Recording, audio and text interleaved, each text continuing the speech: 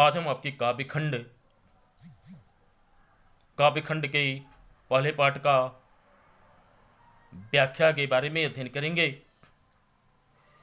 जिसका नाम है अयोध्या सिंह उपाध्याय की पवन दूतिका।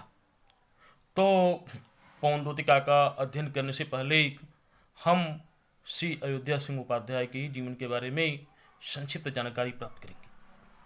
अयोध्या सिंह उपाध्याय द्विवेदी युग के यानी कि 20वीं शताब्दी के पूर्वार्ध के प्रसिद्ध महाकवियों की श्रेणी में आते हैं।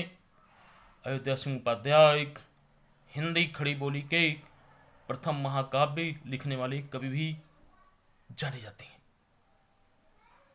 अयोध्या सिंह उपाध्याय ने बोलचाल की खड़ी बोली में जो है अपने प्रथम महाकाव्य पवन दूतिका की रचना किया। अपने प्रथम महाकाव्य प्रिय प्रवास की रचना किया, जिसका हिस्सा पवन दूतिका आपके पाठ्यक्रम में है।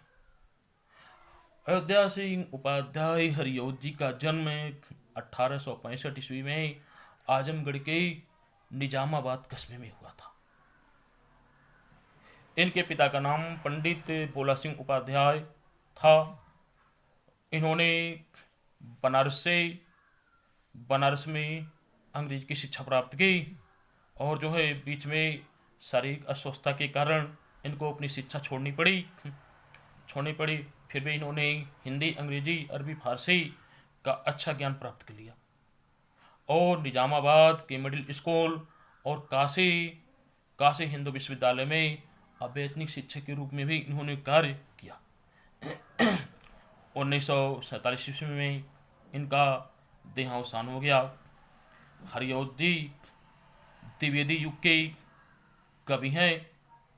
कवि ही नहीं बल्कि द्विवेदी युग के प्रमुख कवियों, प्रतिनिधि कवियों में इनकी गणना होती है। इन्होंने देश प्रेम, धर्म, संस्कृति, आस्था, लोक मंगल की भावना इनकी काव्य की प्रमुख अंग है।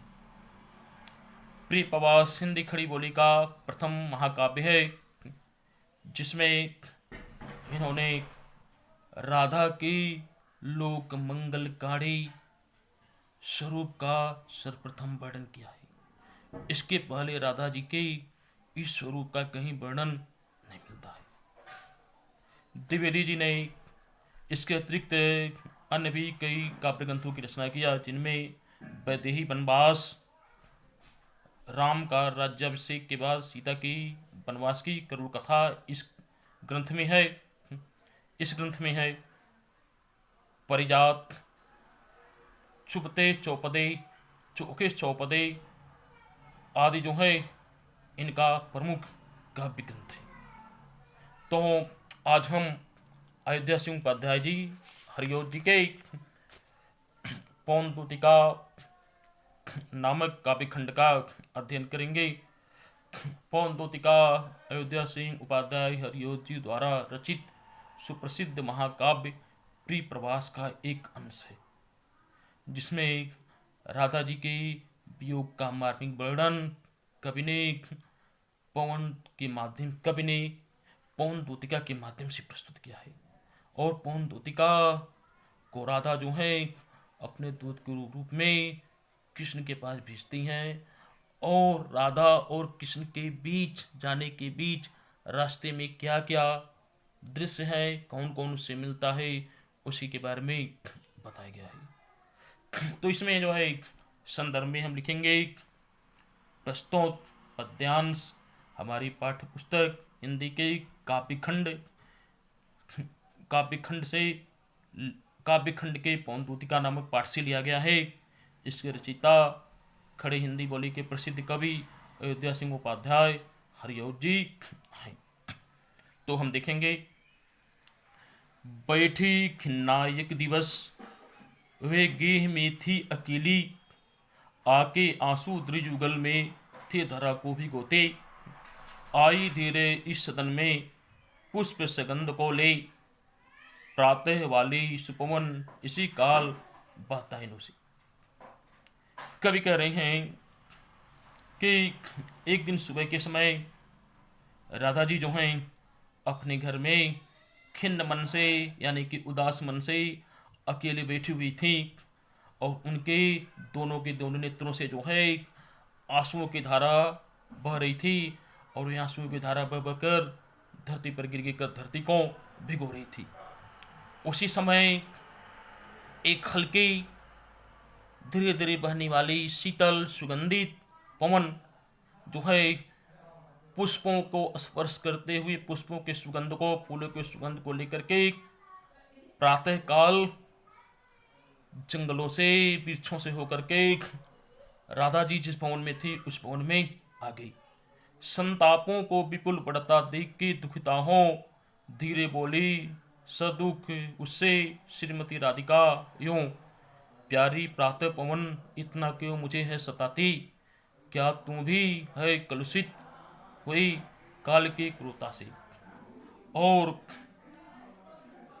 अपने दुखों से, अपने दुखों को पढ़ने से दुखित राधा जी और दुखित हो गई, क्योंकि हम जानते हैं संजोग काल में जो वस्तुएं हमें प्रिय लगती हैं, जैसे शीतल मंद सुगंधित समीर का बहना, मेढकों की टर टर की आवाज, छिल्लियों की झंझनाहट, मोरों की आवाज और नाचना, बादलों का गरजना, ये सब संयोग काल में हमको अच्छा लगता है।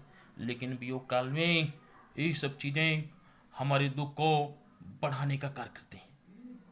तो इसी में बताया गया कि जो है उस पवन ने, उस पवन को अपने दुख को बढ़ाते हुए देख करके दुख से विपुल, दुख से जो है पूरी तरह से व्याकुल राधा जी धीरे से दुखी मन से उस पवन से बोली कि हे प्यारी पवन, हे प्यारी हवा, हे प्यारी प्रातःकाल के सुबह की सुगंधित हवा, तुम क्यों मेरे शरीर से टकरा करके मुझे परेशान कर रही हो। यानी कि मेरे शरीर से टकरा करके मेरे प्यारे कृष्ण की याद दिला करके मुझे परेशान कर रही हो। क्या तुम भी जो हो इस समय की क्रूरता में, जैसे अन्य चीजें जो हैं कलुषित हो गई, यानी कि मलिन हो गई, क्या तुम भी जो हो पूरी तरह से काल की क्रूरता, समय की क्रूरता में समय के साथ तुम भी मलिन हो गई हो और इस नाते तुम अपने मूल धर्म को भूल करके मुझे सता रही हो। मेरे प्यारे नौ जलद से कंज से नेत्र वाले, झाके आए न मधुबन से पवन भेजा संदेश, मेरे रोके पिए विरह से बावली हो रही हूँ, जाके मेरी सब दुख कथा शाम को तुम सुना। अब राधा जी प्यारी पवन से, राधा जी प्रातःकालीन हवा से अपनी बातें कहती हुई हैं, कह रही हैं कि हे प्यारी पवन सुनो, मेरी कृष्ण किस तरह से हैं उसके बारे में सुनो। वो मेरे प्यारे कृष्ण जिनके कजरारे नेत्र, वो मेरे प्यारे कृष्ण जो हैं, मेरे प्यारे कृष्ण जो हैं जिनके कजरारे नेत्र जो हैं सुबह के समय खिले हुए कमल की पंखुड़ी के समान हैं, और वे श्याम, वे कृष्ण जो हैं मधुबन में तो चले गए, लेकिन वहाँ से न ही वह मेरे पास वापस आए और न ही उन्होंने कोई संदेश मेरे पास भेजा, जबकि उन्होंने यहाँ पर मुझसे मिलने की बात कही थी। और उनके विरह में, उनके वियोग में मैं पगली होकर उनके विरह में, यानी श्याम के कृष्ण के वियोग में मैं पगली होकर के रो रो करके बावली यानी कि पगली हो रही हूँ। जाके मेरी सब दुख कथा श्याम को तू सुना, और हे प्यारी पवन तो यहाँ से जा और कृष्ण को जाकर के मेरे दुख की सारी की सारी कथा को, ये मेरी दुख भरी कथा को, मेरे दुख दर्द भरी इस कथा को जाकर के कृष्ण को तू सुना दे, यानी कि मेरे इस दर्द से जाकर के कृष्ण को तू परिचित करा दे। ज्यों ही मेरा भवन तजतु अल्प आगे बढ़ेगी, शोभावली सुखद कितनी मंजु कुंजे मिलेंगी, प्यारी छाया मृदुल स्वर से मोह लेगी तुझे वे, तो भी मेरा दुख लख वहाँ जाने विश्राम लेना। अब राधा के कह रही हैं कि हे प्यारी पवन तुम सुनो, तुम्हें मैं अपनी दूत बनाकर भेज रही हूँ, अपनी संदेश अपने प्रीतम कृष्ण के पास तुम्हारे माध्यम से मैं भेज रही हूँ। और तुम जब ज्यों ही तुम इस मेरे भवन को छोड़ करके, इस मेरे घर को छोड़ करके थोड़ा सा ही आगे जाओगे तो तुम्हें जो है सुंदर पुष्पों फलों से सजी धजी पता नहीं कितनी कुंजें, कितनी लताओं की कुंजें तुमको मिलेंगी जो सुखद है, सुख देने वाली है। और जो है उस कुंजों की मनोहर शीतल छाया, कुंजों की मनोहर शीतल छाया मृदुल स्वर में, यानी कि मंद मंद स्वर में चल रही हवा जो है तुम्हारे मन को मोह लोगी, तुमको मोहने की पूरी कोशिश करेगी और तुमको मुद करके यहाँ पर रोकने की पूरी कोशिश करेगी।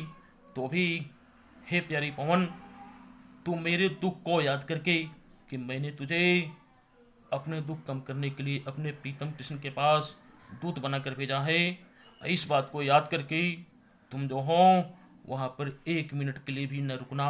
यानी कि उस कुंज में कितने ही शीतलता हो, कितनी शीतल हवाएं बह रही हो, कितना ही कुंज कुंज के पेड़ पौधे, फल, सुंदर पक्षियों की आवाज़ तुमको रुकने के लिए मोहित कर, रुकने के लिए प्रेरित कर रही हो, लेकिन तुम मेरे दुख को याद करके जो है वहाँ पर 1 मिनट के लिए भी तुम आराम मत करना, विश्राम मत करना, बल्कि मेरे दुख को याद करके तुम मेरे प्यारे कृष्ण के पास मेरा संदेश देने जरूर चले जाना। आज के लिए जो है ये 4 पैराग्राफ आज के लिए है। इसके आगे का पैराग्राफ हम कल देखेंगे और इस पर आप लोग इसको ध्यान से पढ़ेंगे और वीडियो के माध्यम से जो इसके अर्थ को समझेंगे, व्याख्या को समझेंगे, पुनः अपने स्वयं व्याख्या करेंगे, जिससे ये आपको स्मरण हो सके। धन्यवाद।